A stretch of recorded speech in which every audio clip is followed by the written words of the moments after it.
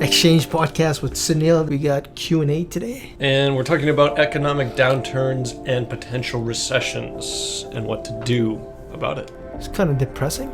We're trying to bring positive light to the situation Right. and practicality to something that is a real thing Yep. for people at times, especially for business owners. Yep. Okay. Run. First, Run. Run. Run. Grab a blanket and run. blanket. A childhood blanket. Run to mom's. So to add on to that, the first question is from Mark, and it's things to do before a recession. Mark, run. I see one of the comments here that says, do not participate. That's good. But yeah, what are some things to do before a recession? I go to lockdown for me, especially during 2008. I was in the market then, kind of when Bear Stearns first hit. There was a lot of signs. People were talking about it, and I started pulling out then, and luckily enough, I got out of it. These cycles happen quite often. It's just kind of looking at the cycle and seeing what's going on, and at that stage, you want to be sitting on as much capital as you can, and then, especially when you're young, recession's always going to happen. Just don't panic, because whenever there's a recession, there's always going to be an upside, right? So I think the ones that actually sold off when the market was coming down, they lost quite a bit, and they didn't buy when it was at the bottom, and that's very hard to pick. That's next to impossible to actually pick. But you just kind of see what's going on, kind of read, gauge what bigger funds are doing, and go from there. But just like as a human, and depending on your age, just watch your expenses. At that stage, business will start slowing down, and see if there's any other way you can make money.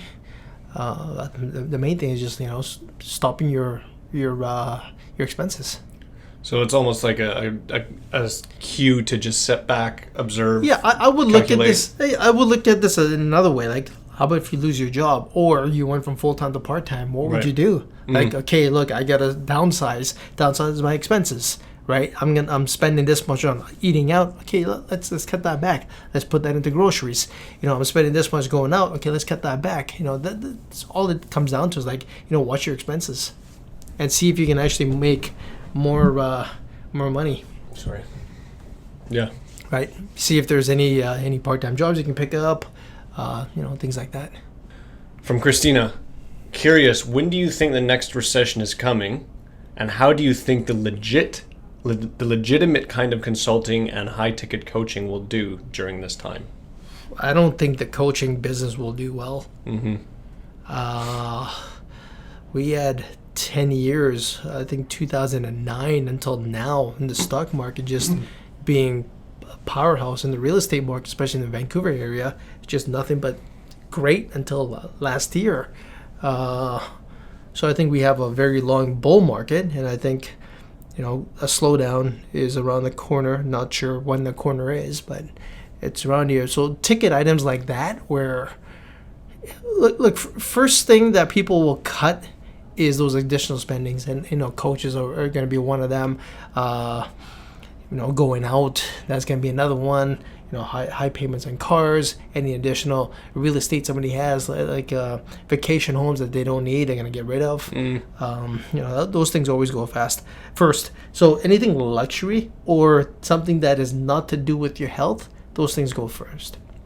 So I think coaching business will slow down.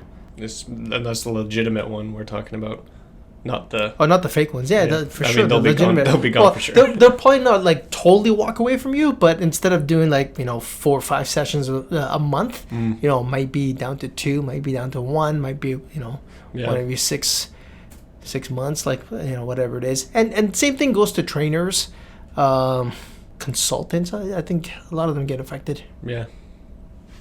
The history, you just look at history, see what happened in 99 to 2001, right? See who got affected there. See who got affected in between 2007 to 2009, and I think a lot of coaches got affected then. Obviously, a lot of realtors got affected then in the U.S. A lot of bankers did. Other ones that were making money from there, like car dealers, lost a lot because people did not have money to buy anything. Do you think that there's buy cars? Sorry, not anything. Right. Do you think that there's potential for people who are good at what they do, or for the cream to rise to the top? For sure, this is one of the best come to the top. Is that an opportunity? Yeah, it's a good opportunity. It's a great opportunity. I think a lot of the crap is gone. Right. What's that Buffett saying? When the tide goes down, you'll see the ones that are walking around with the pants down. Right. Something like that. Yeah. Along that same line, same thing here. Right. When recession downturn hits, you have a lot of the ones fly by night are gone. The fake ones are gone, and then you're gonna have the cream that's gonna rise to the top. So I think some businesses will do extremely well. Right. So as much as you, like we talked about just a moment ago, about taking a step back and evaluating and kind of being a little more calculated with your risk during a recession, is there also that other side to just kind of go full on in and double down on if you are aware that you're good at what you do, or that there's an opportunity there to hit? Like, is that I flip wouldn't side? stop the business side. I would stop spending, but if something's like sweat equity, I would go harder in it. Like, I think there's Vancouver real estate market has really slowed down, and a lot of people are jumping ship, mortgage brokers and realtors. But I think this is a great time because a lot of them are leaving, and somebody's really good and they can brand and market themselves and add value. I think their business can do really well. Right? This is the time to get down and work hard. Right. Cool. From Caleb. Millennials are finally taking grandma's advice and are saving, but few of them are investing their money. Why is this the case? And do you agree? I guess. I don't know the numbers. Let's say it is true. But they don't know how to invest. No, I get it. I get it. There's so many things nowadays. It's not like before you got stock market and you had real estate, right? Yeah. Now we got 401k RSPs and tax-free savings accounts here, and crowdfunding and angel this and crypto that. There's so many things, and I think everyone is just kind of getting they're getting pulled from all different directions. So they just kind of shut down. Yeah, exactly. It's just a matter, or they're just listening to I've just made $80,000 off of Bitcoin, or I just made $1,000, and you can do it too, right? Yeah. Or I just made $1,000, holding this mug and getting on my Instagram post. I think there's just so much stuff going that they just need to go talk to a financial advisor, sit there and really find out what's the best way of where to put your money. Next question is from Cody. If the economy tanked, would your business flourish or fail? Why? I think my business will flourish. Actually, the real estate market in Vancouver has tanked, and it's one of my busiest years. Right? For a couple of reasons. I'm in a very niche market, and the second thing is we're producing content. We're out there. We're talking. We're not sitting there doing nothing. There's calls going out. There's ads being run. There's email campaign going out. There's podcasts being done. There's vlogs being done. We're just out there. That's all it comes down to. And my competitors are pretty much gone. Some of them, not all of them, but some of them. So what happens then? Is it lack of capital? Were they No, I don't think it's lack of capital. Sustain? It's just too lazy. It's easy when you don't have to do anything. When the market's good. When the market's good, because you just have phone calls coming in, things are coming in, and they're doing it for the love of the money, not because they love the game. It's a big difference. Yeah. So once the money stops, where's the love? They're gonna go somewhere else. It's the same people. Today I want to get involved in real estate. Next day is cryptocurrency. And all of a sudden they want to get involved in the next marijuana, right? And then because they're just following where the money is, and those are the ones that lose. Rather than this is what I like, and regardless if it's going to do good or bad, I know I can make something from it. I know I can add value, and I'm going to continue doing that. That's what it is. They're just chasing the short term, whatever drives them. Quick high. Quick high. That's the word. Yeah. That's the word. Yeah. Quick high. Yeah. They're just chasing that, and the high for them is money. They're just chasing the money, and the more you chase money, the more you lose it. Next question is from Jeremiah. Name something that you can sell in an industry that will never go out of business. Alcohol. Alcohol, man. I found that in 2001 and in 2008 when the recession hit. Alcohol sales went up. Right. Right? Depression. But here's the thing. It wasn't the high-end brands. So it wasn't like Grey Goose or like whatever, right? Yeah. It's always going to be like more Smirnoff, or it's going to be whatever the local, maybe your local Molson Canadian. Kokanee. That kind of stuff, right? You're not going to have the top end's not going to be there, but the lower end that's going to be there. And kid stuff. Kid stuff will never die. Parents will always buy whatever, and obviously food is going to be there. Anything that you need that's going to help you and that's going to keep you alive.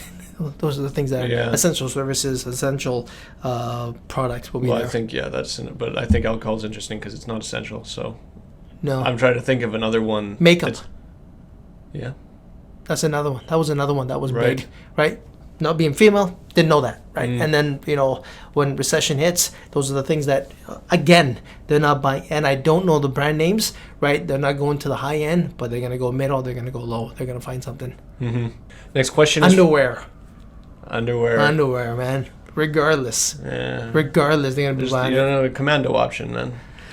I don't know about that, man. Not in the summertime. And I don't know about girls, but guys, I don't know, man. For me, I got to have the same brand.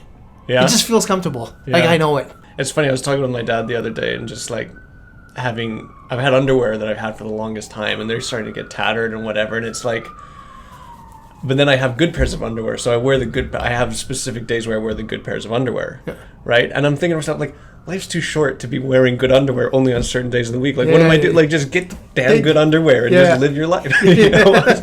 So I'm glad I want to prepare for the recession. You got to prepare for the recession. At least I'll have good underwear and Molson Canadian.